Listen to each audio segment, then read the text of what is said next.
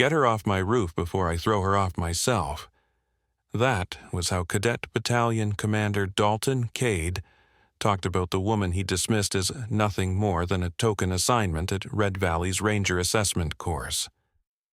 3 hours later, she would be hanging off the edge of Malvesty Hall, blood streaking beneath her nails while 3 cadets loomed above her, their boots nearly crushing her fingers. They wanted her gone. They wanted her erased. What they didn't realize was that the tattoo hidden under her sleeve, 8 small tally marks beneath a dragon curled around a trident, held a meaning that would upend everything they believed. The woman they tried to kill had already survived death once in Baradan province, and what followed would make them regret ever touching her.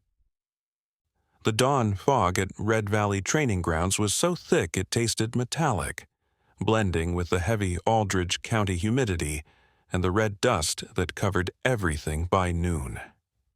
Lieutenant Kaylin Stroud stood motionless on the parade field, her compact 5'6" frame barely casting a trace of shadow in the hazy morning light. At 34, she moved with an unsettling precision, every gesture intentional, nothing wasted. Her face carried 2 stories, the left sharp and unmarked, eyes calculating like targeting optics, the right marked by a thin, pale scar running from her temple into her tightly bound black hair, a reminder she never bothered to hide. When people stared, she let them. Colonel Reed Halston, head of the Ranger Training Brigade, watched from his office window. He'd studied her file, the unredacted slivers, Naval Special Warfare, classified unit, 4 deployments, operations in Iraq, Afghanistan, and 2 places the government insisted didn't exist. A career built alongside ghosts. Absent-mindedly, she brushed her fingers across her right forearm, feeling the shape beneath her sleeve. The movement lasted barely a second, but Halston saw it. Everyone who'd lived downrange had tells. Hers was whatever she kept concealed under that fabric. Ranger students drifted into formation, swaggering, loud, completely oblivious to the caliber of the operator evaluating their revered program. Halston had warned the cadre, tried explaining what kind of warrior the Navy had sent under Joint Service Review protocols, but some lessons had to be earned the painful way. Stroud's mission was straightforward. Assess whether the course still forged combat-ready leaders under the Naval Special Warfare Exchange Directive with the Maneuver Center. Observe, evaluate, report. Nothing required her to reveal who she truly was. Nothing required her to correct their assumptions. If you're watching from anywhere in the world, drop your location below, and for more stories of quiet warriors who proved everyone wrong, hit subscribe to Major Tom's Tales. The office door opened as Master Sergeant Lila Cortez, the brigade's senior enlisted advisor, stepped in carrying 2 steaming cups of coffee. She passed 1 mug to the colonel and stood beside him at the window. "They have no idea what's heading their way," Cortez murmured. Halston tasted his coffee and sighed. "They never do." The first time Kaylin Stroud learned what death meant, she was 7, staring at her father returning from his 3rd deployment to Iraq, missing everything below his left knee. Master Chief Adrian Stroud never shed a tear or voiced a complaint. He simply adjusted and taught his daughter that the body was a tool, and the real strength lived in the mind guiding it. Every morning at 04:30, his prosthetic leg clicked across the floor as he woke her for PT, running her through drills meant for operators twice her age. When she fell, he waited. When she cried, he kept counting. By 10, she could hold a plank for 12 minutes and strip an M4 blindfolded because, as he always reminded her, darkness didn't give a damn about emotions. But the moment that hardened her soul happened in Baradan province during the still classified Operation Crimson Shield in 2018. Her SEAL platoon had been sent to pull out a compromised intel source from a compound guarded by 40 insurgents. 3 minutes in, everything detonated sideways. An explosion ripped half the building apart and buried her swim buddy, Petty Officer First Class Nathan Cross, beneath flaming debris. Protocol said to leave him. The fire was spreading fast, and enemy reinforcements were less than 2 minutes away. Every assessment screamed he was already gone. Stroud went anyway. The heat fused parts of her gear to her skin. Every breath felt like inhaling shattered glass. She found Cross barely alive, pulled him through the inferno that seared the dragon tattoo on her right forearm, the team's symbol burned but unbroken. Under it, 8 tally marks, 1 for every operator she had dragged out alive across 4 deployments. Cross survived another 70 hours, long enough to reach the field hospital, squeeze her hand, and whisper that his daughter, Lily, was 4, and he'd promised to teach her to swim. He died, clutching her photo. Over his body, Stroud vowed she'd never let another teammate die because someone decided they weren't worth the effort. The Navy gave her a Silver Star she couldn't acknowledge, and injuries that ended her operational life. Nerve damage in her right arm that ruined long-range accuracy. Burns that flared whenever it rained. They offered medical retirement. She refused. If she couldn't fight, she'd train those who still could. That's how she ended up at Red Valley, assessing whether the Army's newest Rangers had what real combat demanded. They saw a small woman with a Navy patch and assumed she was there for diversity metrics. They didn't realize she had crawled through hell and carried others out of it. Cross's ghost shadowed her constantly. Sometimes she could still feel his weight across her shoulders. At night, she traced the tally marks, remembering every face, every name, every vow fulfilled. Cross was number 8. There would never be a 9th, not from failure, but because her personal war had ended. Now she fought a different fight, teaching the next generation that courage wasn't measured by gender, height, or uniform, but by whose life you'd die for, or whose life you'd be willing to take to keep them safe. Dalton Cade had been a senior ranger instructor for 3 months, long enough to build a reputation as a man obsessed with tradition, the kind passed down through generations of men who believed they earned their tabs through blood and grit alone. At 6'3" and built like 220 pounds of polished ego, Dalton Cade stalked through Red Valley as if the entire base existed for him alone. The moment he spotted Kalen Stroud's name on the evaluation roster, he snorted and told the other instructors that the Navy had sent them a participation ribbon, some paperwork warrior who'd spent her career pushing forms and lecturing at diversity workshops. His judgment spread across the battalion faster than a brush fire, and by the time Stroud set foot on the grounds, 200 Ranger students already thought they knew exactly who she was. Their first clash came during a combative session. Cade purposely positioned himself to run the demonstration when she arrived, selecting the smallest students so he could toss them around like props. "Ma'am, care to enlighten us on your hand-to-hand expertise?" he asked, dripping sarcasm. I'm sure the Navy has some fascinating thoughts on real combat. Laughter rolled across the crowd. Ranger student Jace Harlow, Cade's most loyal shadow, barked out a loud laugh. Coming from a long line of Rangers, Harlow treated his last name like armor against anyone who dared imply standards had changed. Stroud stepped onto the mat with slow, deliberate control. She removed her cover and passed it to a startled student. Cade's grin widened. He outweighed her by nearly 90 pounds. "Show me your best takedown," she replied calmly. Cade glanced at the other instructors, shrugged dismissively, and lunged with the sloppy aggression of someone used to opponents too intimidated to fight back. Stroud let him commit fully, then redirected him with efficient precision. Cade slammed into the mat so hard his breath vanished.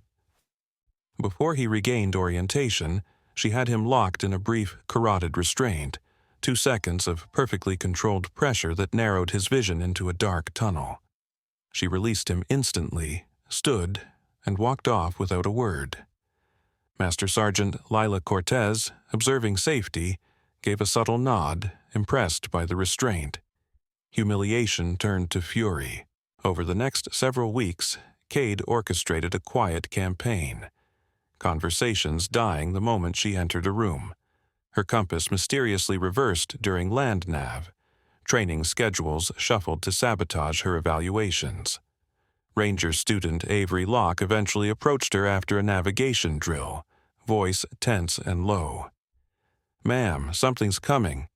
Cade, Harlow, the others, they're planning something."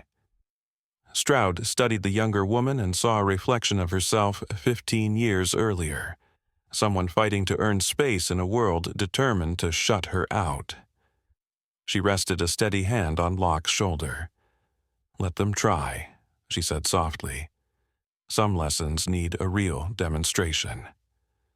The psychological warfare only escalated.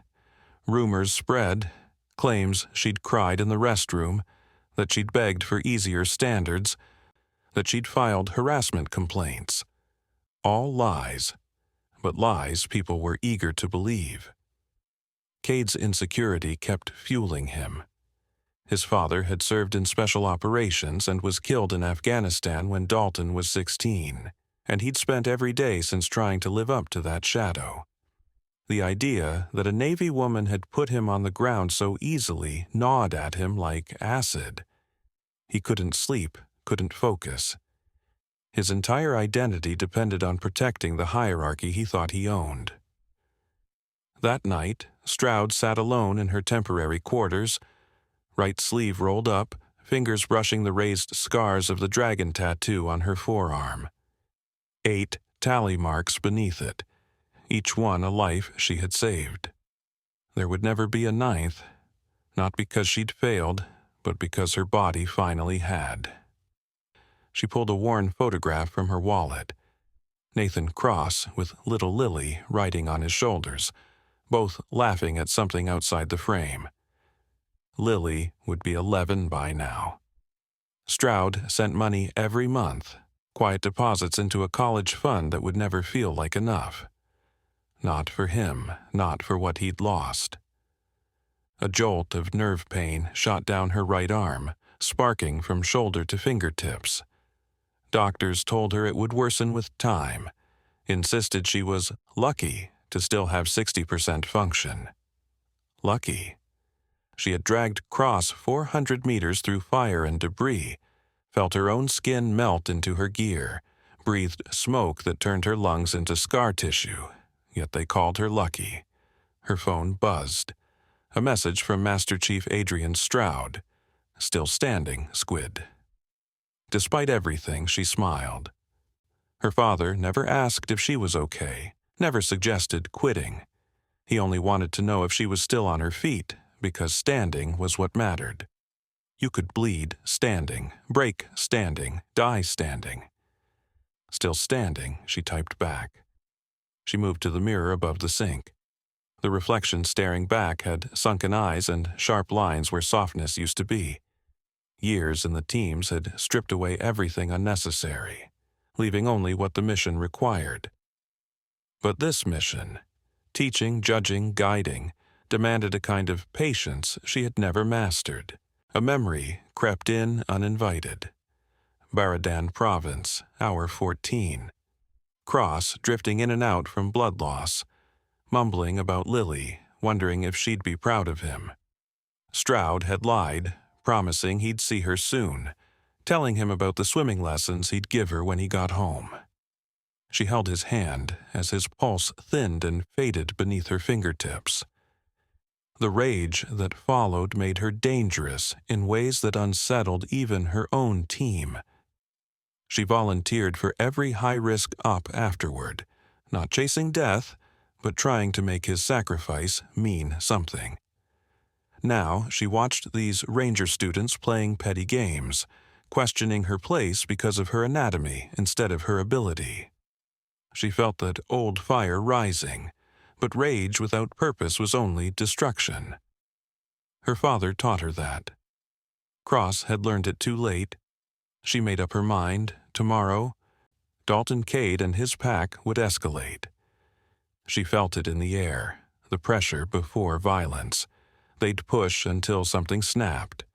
And when they did, she wouldn't just fight back. She'd show them exactly why Naval Special Warfare had sent her here. The setup came during night navigation quals. Colonel Reed Halston had assigned her to observe the final 12-hour assessment through the worst terrain Red Valley had to offer. Full combat load, no GPS, just map, compass, and grit. Cade had other intentions. He pulled together Harlow and 2 more students, Cole Rennick and Mason Fell, former football bruisers shaped into soldiers who followed strength without thinking. They cornered Stroud at the Malvesti Hall checkpoint, 4 stories up, where students marked progress before starting the course. "Ma'am," Cade said, blocking the stairwell, "we need to discuss your evaluation methods, privately." The rooftop was deserted. Fog muffled every sound. Stroud measured angles. 4 against 1, confined space, a 40-foot drop on 3 sides. Planned, deliberate. Harlow drifted left, Rennick right. Fell stayed near the door. A containment setup, sloppy but dangerous for anyone who'd never lived through real ambushes. "Your evaluations are undermining this program," Cade continued, stepping closer. "We have traditions, standards. Your presence is weakening them." Stroud stayed perfectly still, breath slow, calculating distance and reactions. The nerve damage in her right arm pulsed. She'd have maybe 70% strength. She'd compensate. "Move," she warned quietly. Cade barked a laugh. "Or what? Gonna report us?" Cried a command because the mean boys were rough? The first shove came from Harlow, testing her balance. She didn't budge. The second shove came from Cole Rennick, harder this time. She absorbed it, marking his position without a word. Then Dalton Cade made his critical mistake. He grabbed her right arm, fingers digging straight into the scarred tissue where the dragon tattoo lay hidden beneath tape. Pain ripped through her nervous system like lightning. Igniting instincts forged across 100 close-quarters fights in rooms where violence was the only language. She moved. Jace Harlow was the first to hit the ground. A sharp palm strike to his solar plexus folded him instantly. Rennick lunged from behind, but she drove her elbow into his ribs, heard something snap, spun, and slammed her knee into his jaw. He was unconscious before his body even hit the rooftop. Mason Fell abandoned the doorway and charged. She let him commit, stepped aside at the last moment, and used his own weight to send him crashing into the retaining wall. He slid down, wheezing and stunned. That left Cade, bigger, stronger, less exhausted, but he had never fought for his life. Never felt someone die in his arms. Never learned that real violence wasn't strength, but the willingness to go further than your enemy could imagine. They grappled near the ledge. Cade tried to overwhelm her with brute force, driving her toward the 40-foot drop. She let him think he was winning, let him push harder, overextend. Then she shifted into a lever technique from seer training, using his momentum against him while hooking her foot behind his ankle. They went over together. Stroud caught the edge with one hand, her left arm screaming under the sudden weight. Cade clung to her right leg, dangling beneath her, face pale with horror. The nerve damage in her right arm made gripping impossible, but her boots found a narrow drainage lip, just enough leverage to stay alive. Rennick stirred and crawled toward the ledge. Harlow followed, dazed but moving. They stared down at her, blood streaming from the gash where her head struck the wall, fingers slowly slipping. "Pull him up," Harlow told Rennick, but neither moved. They just watched, waiting. Stroud looked down at Cade, fear shifting into calculation. He started climbing up her body, using her like a ladder, not caring if he dragged her off with him. The rage sharpened instantly. With her damaged right arm, she tore away the athletic tape covering her tattoo. The dragon coiled around the trident, the 8 tally marks, her unit's insignia, exposed to the fog. Cade's eyes blew wide. He knew that symbol. Everyone in Special Operations knew what it meant. Classified Tier 1 operator. Drawing on fury and training, she pressed her boots into the drainage lip, hauled with her left arm, and kicked hard against the wall with her right leg. The climb was punishing but doable. She'd scaled worse carrying wounded teammates. They rolled over the edge. Cade scrambled backward, crashing into Harlow and Rennick. Stroud rose slowly, blood dripping down her face, right arm nearly dead at her side. "Move," she said. Silence spread until footsteps thundered up the stairwell. Colonel Reed Halston emerged with Master Sergeant Lila Cortez and 6 military police. He took in the scene. 3 injured students, Stroud bleeding but still standing, her tattoo plainly visible. Ranger students Cade, Harlow, Rennick, and Fell, Halston said, voice cutting through the fog like a blade. "You are detained for assault under the Uniform Code of Military Justice. MPs, restrain them and notify command immediately." Cade tried to speak, but Halston shut him down with a single look cold enough to freeze bone. "Did you truly believe," he asked, voice dangerously calm, "that we sent just anyone to evaluate this program?" "Lieutenant Kalen Stroud has more combat time than your entire class combined," Halston said flatly. "Multiple Valor awards, including a Silver Star. A Purple Heart earned pulling another SEAL out of a burning building in Baradan Province. Her unit designation is classified, but I can confirm she served with distinction in a Tier 1 element."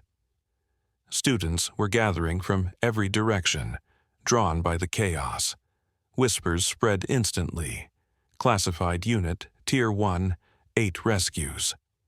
Avery Locke forced her way through the crowd, staring at Stroud's exposed tattoo. You're... She couldn't even finish. Stroud met her eyes. "I'm someone who earned every scar," she said simply. Master Sergeant Lila Cortez moved in with a medical kit, tending the cut on Stroud's head. The way Stroud stayed perfectly steady while being treated made its own point. This was far from the worst she'd endured. From the ground, wrists zip-tied, Dalton Cade finally found his voice. "I didn't know. We didn't know who you were." Stroud looked down at him, and for a heartbeat the weight of every mission, every loss, every sacrifice darkened her expression. "That's the point," she said. "You judged me by what you saw, not what I could do. In combat, that kind of ignorance kills people. The enemy doesn't label themselves, and the person who saves you might not look like what you expect." She faced the gathered students, blood trailing down her face, right arm barely functional, posture unshaken. "You will all serve beside women," she said. "Some will be stronger than you, some smarter. Some have survived things that would break you. If you can't accept that, if you need your warriors to fit a picture, then you don't deserve the tab you're chasing." Locke stepped closer. "Ma'am, your arm." "Nerve damage from Baradan," Stroud said calmly. 60% strength on a good day. Still took 4 of your best to throw me off a roof, and I held on anyway." The crowd split as more brass arrived. Brigadier General Victor Langford stepped forward, taking in the scene, Stroud's tattoo, the injured cadets, the MPs restraining them. "Lieutenant Stroud," he said formally, "Naval Special Warfare Command has been notified. Your evaluation of this program is complete. Your recommendations will be implemented immediately. We need to get you to the hospital for scans and treatment." She nodded but wavered. Cortez caught her arm to steady her as the adrenaline drained away, leaving only exhaustion and pain. "Ma'am," Cortez whispered, "medevac is 2 minutes out." "1 minute," Stroud replied. She walked to where Cade knelt, crouched to meet his eyes. "Your father was Sergeant First Class Samuel Cade, 275 Rangers, KIA in the Vardesh Highlands, 2009. Dalton's face crumpled. "How did you—" "I learn about the families of fallen warriors," she said. "He died covering his unit's retreat, saved 12 lives. If you want to honor him, stop trying to prove you're worthy of his name and start living by his example." He didn't care who fought beside him, only that they fought. She turned, then paused. "One more thing. Lily Cross is 11 now. Her father died in my arms after I pulled him out of that building. Every tally mark on my arm is someone's father, son, brother, someone who went home because I didn't worry whether I belonged. I just did my job." 6 weeks later, the Ranger Training Brigade had adopted every recommendation in Stroud's report. Cade faced court-martial for assault and conspiracy, eventually taking a plea deal, reduction in rank, and administrative separation. Harlow and Rennick received Article 15s and were quietly reassigned. Mason Fell, who had cooperated fully with the command investigation, was allowed to stay but placed under strict probation. Stroud's nerve damage required neurosurgery and months of rehabilitation. The rooftop fight had aggravated injuries she'd carried for years. A CT scan at Red Valley's hospital showed she had been one fall away from permanent paralysis. Avery Locke found Stroud at the obstacle course, watching the new class struggle through the barriers. Her right arm rested in a medical brace after the surgery. "Ma'am," Locke said softly as she approached, "I wanted to thank you." Stroud turned, studying her. The younger woman looked stronger now, shoulders squared, moving with a confidence she'd earned the hard way. "You don't need to thank me," Stroud said. "You already had what it took. You just needed someone to show you it was possible." They stood together in comfortable silence. On the course, a young woman trembled halfway up the rope climb. Before she even asked, 2 male students moved in to spot her, offering support instead of ridicule. "That's new," Locke noted quietly. "Fear teaches fast," Stroud replied, "but respect lasts longer." Colonel Reed Halston approached and offered a salute, which Stroud returned left-handed. "Your transfer orders just came through," he said.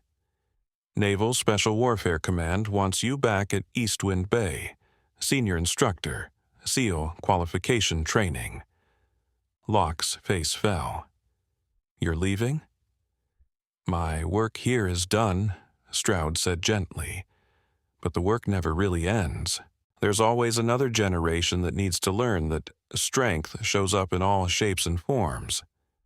She reached into her pocket and pulled out a challenge coin, one from her classified NS unit. Placing it in Locke's hand, she said, "When you earn your tab, come find me. The teams could use someone like you."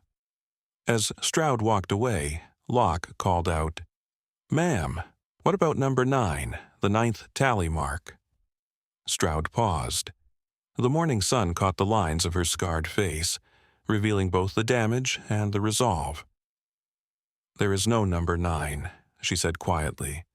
"My war ended. Yours is just beginning. Make your marks count." She drove west toward California that afternoon, leaving Red Valley behind, heading toward whatever waited next. 200 students continued their training. forever changed by the woman they'd tried and failed to break. They had learned the lesson the military rarely says aloud. Courage has no gender, strength has no standard size, and the person who saves your life might be the one you least expect.